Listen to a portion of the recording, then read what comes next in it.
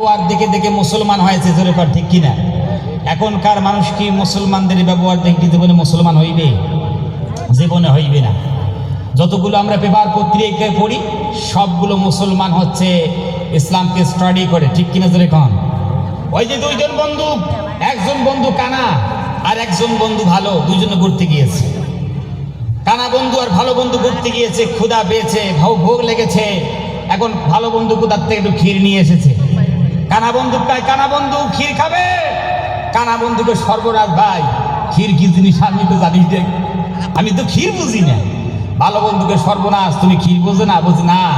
তখন ভালো বন্ধুকে, পাগল, ক্ষীর তো সাদা হয়। কেমন হয় জোরে কন? কেমন হয়? সাদা হয়।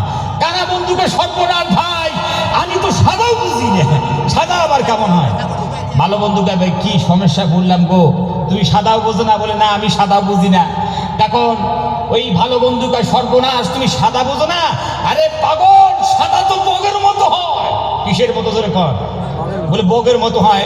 কানা বন্ধুকে, সর্বনাশ, তুমি আমাকে কোন ফেসাতে ফেলাই রে ভাই, আমি তো বগজে বলে দেখি নেই, বগজ চিনি রে। ভালো বন্ধুকে, সর্বনাশ, ক্ষীর আনতে এক ঝামেলায় পড়লাম, এখানে এসে আর এক ঝামেলা, একে বুঝেই কেমনে? ওই জন্য ভালো বন্ধু নিজের হাতখানা এরকম করে বগের মতো করে দিয়েছে। যখন বগের মতো করে দিয়া বুঝেই যাচ্ছে কানা বন্ধু হাতখানা টেনে দিয়ে কয়, তোরা 14 গোষ্ঠী কানায় থাকলি, জীবনে বগ বুঝলি শোন, এই দেখো বগ, এটা হচ্ছে বগের মাথা। তখন কানা বন্ধুকে, ভাই এটা তো বুঝলাম। বলছি এটা বগের গলা, ভাই তাও বুঝেছি। বলছি এটা বগের পেট, বলে ভাই এটাও বুঝলাম। বলে বগের লেজ। এইরকম মোটামুটি একটু সুন্দর করে বুঝাইয়ে দিল।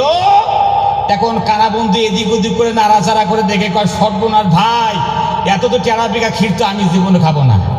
এই যে তোমার ক্ষীরের অবস্থা, এত টেরা বেগা ক্ষীর খাওয়া যায়? এমনি তো আমি জন্মের কানা, আবার যদি টেরা বেগা ক্ষীর খাই গলায় আটকিয়ে যাইবে, এই ক্ষীরের কোনো দরকার নাই।